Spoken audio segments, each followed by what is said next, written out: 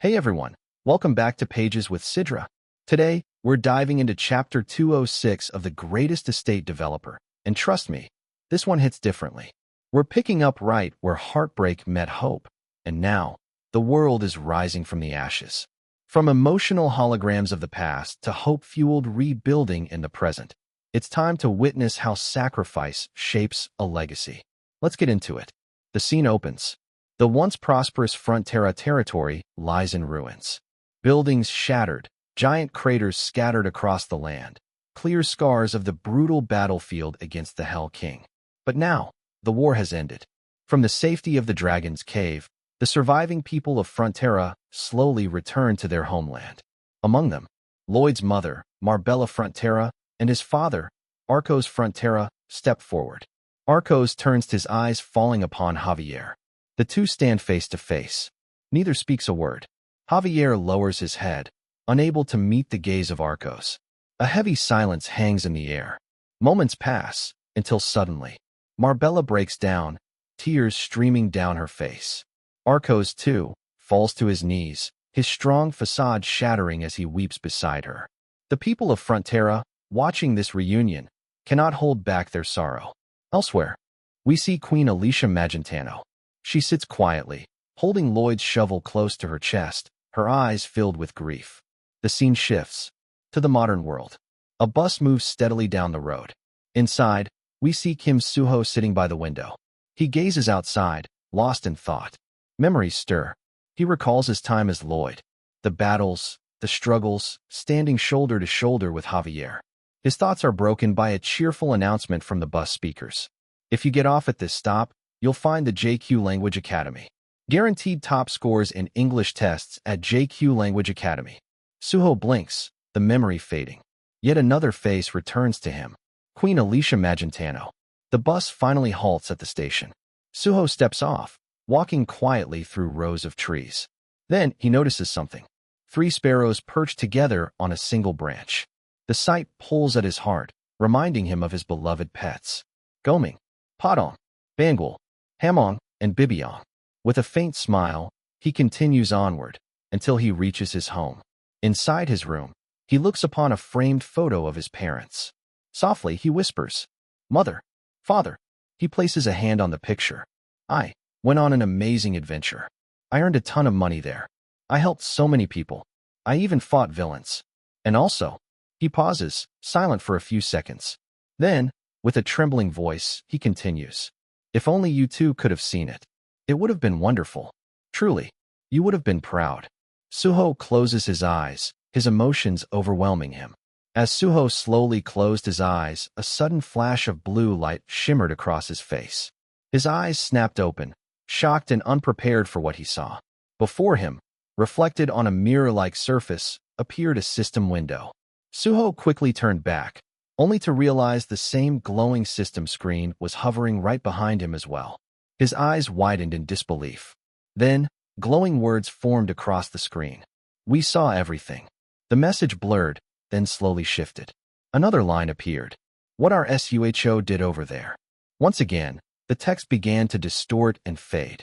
Then, another glowing message appeared. "MOM and Dad." The words trembled, flickering before Suho's eyes. Another message followed. "We were watching it all." The glowing window began to twist, shaping into something else. Suho stared in shock. The system's light condensed, forming a holographic shape. 2 figures, one male and one female. They were none other than Suho's mother and father. Tears filled his eyes as Suho ran toward them. But when he tried to hug them, his arms passed straight through. They weren't real, just projections. Suho stumbled and fell hard to the floor, his body trembling. Crying helplessly, he looked back at the fading holograms. Smiling warmly, Suho's parents fist-bumped each other and spoke. "Our family. Pretty amazing, right?" Suho kept crying, unable to hold back his emotions. His tears streamed down endlessly. Slowly, he tried to calm himself. Then, with determination, Suho raised his right hand forward, forming a fist. Together, Suho and his parents brought their fists forward. A family fist bump across worlds. But soon, his parents' images began to fade, slowly vanishing into light. The scene shifted back to Frontera territory. The people there worked tirelessly, rebuilding what had been lost. One worker shouted toward Greg. "Sir Greg, we're short on materials in this area." Greg answered confidently. "Don't worry, pour it all in generously. The royal palace will send everything by tomorrow." Greg then turned to an elf and asked, "Aren't we short on rebar and cement?"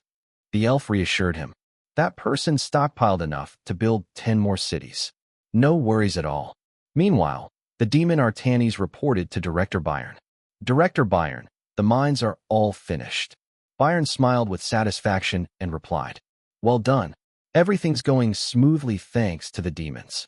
Siluria Namarin gently speaks to Lord Bibiong. "Lord Bibiong, please take a break. Everyone's worried about you." But Bibiong replies firmly, "Bung." Siluria smiles and shakes her head. "No way, none of us are leaving. We shift to orcs and humans working together, constructing a road." One shouts, "Over here. Get more people on this side." Another adds, "Did you check the road layout?" Others echo, voices filled with energy. "Heavy labor, queek. Getting swole, queek. HRRNGH. Everyone, let's go. Safety first." Nearby, a little demon child climbs up a giant shovel that's been crafted into a statue, a monument honoring Lloyd, Kim Suho. Inside an office, Suho's parents, Marbella and Arcos Frontera, sit side by side, buried in paperwork. Marbella speaks softly. The food request list for Asfahan seems fully organized. Arcos nods. "Good work. Put Mares's restoration on hold for now. We'll need more manpower for heating facilities. Even with unified specs, it's taking more time than expected."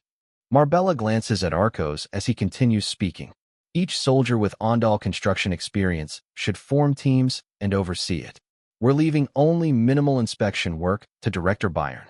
Marbella frowns in concern. "You don't look well. Don't push yourself too hard." Arcos chuckles lightly. "Haha. If this counts as pushing myself, then I'd feel bad for those two currently handling Hell's duties, wouldn't I?" The scene shifts to Hell. There, the Hell Knight and the angel Raphael are buried in endless paperwork. Back in Frontera, Arcos continues. "And to Javier as well." Marbella pauses, staying silent for a few seconds. She gazes out the window, her voice quiet but heavy with emotion. "It's already been 6 months since that child left. I dream every day that Javier's back at the mansion gate. Dreams like that. Of course, with that person too." Arcos answers firmly. "It won't be just a dream, because Javier made a promise." Marbella smiles faintly as Arcos continues. "That he would definitely bring back that person. No, that he'd bring our Lloyd back to us." The scene shifts once more. Javier stands tall on a mountain peak, gazing out at the vast jungle before him.